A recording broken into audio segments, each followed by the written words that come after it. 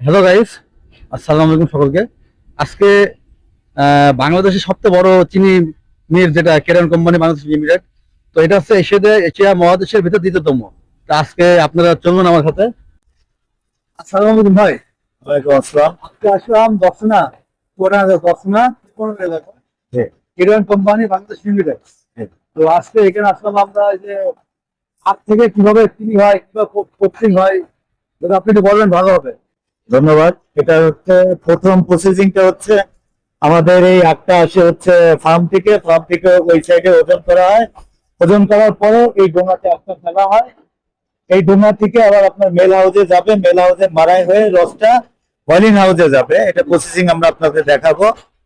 কোন সাইডে ভাই? ভেতরে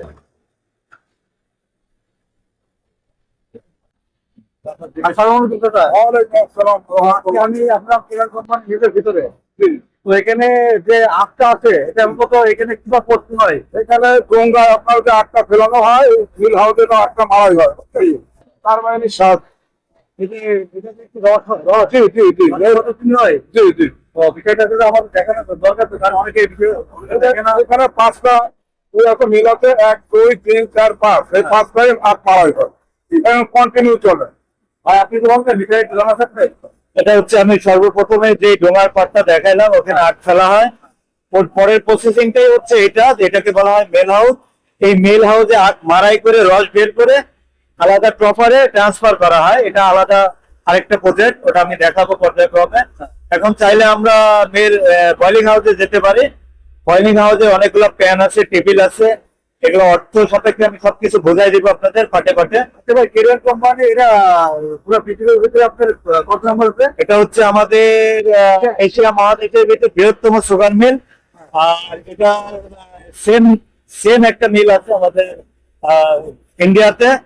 এটাই আমাদের হচ্ছে এশিয়ার সব থেকে বড় মিল। এটা 1938 সালে এই সুগার মিলটি রবার্ট রাসেল তৈরি করে গেছে, যার উচিলায় আমরা এখন কর্ম করে খেতে পারছি। এই কেরিয়ার কোম্পানি কত তুমি কাজ করে বলতে পারি? আগে অনেক আগে বাপদাদার আগে শুনেছিলাম বা আমরাও দেখেছি, বাবারা দেখেছে 4000 2500 এরকম লোক কাজ করতো। হ্যাঁ, এখন কত কথা হবে? 1200 হবে। এখন 1200-1300 শ্রমিক হবে। 12 থেকে 1300 শ্রমিক হবে। এটা হচ্ছে আধুনিকায়নের জন্য অনেক জায়গায় শ্রমিক কমে গেছে। এই যে দেখেন দর্শক, আপনারা দেখেন, আপনি হয়তো অনেকে বাড়িতে আছেন। মাছটা উপর আসছে এই ঢাকা থেকে ভিজানোর জন্য, বুঝছেন? জি জি, আসলে